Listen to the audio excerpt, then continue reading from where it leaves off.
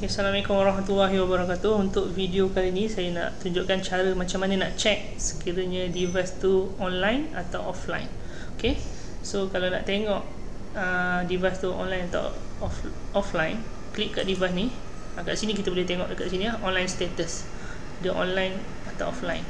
So kadang-kadang dia tak, maybe dia tak login. So contoh macam ni, dia offline lah. Cuba tekan klik ni balik, manually login. Okay, biasa dia bila kita try ni, dia akan login balik lah. Ni dah offline, cuba sekali lagi, ni dah online lah. Okay, itu saja untuk video kali ini. Sekian, terima kasih.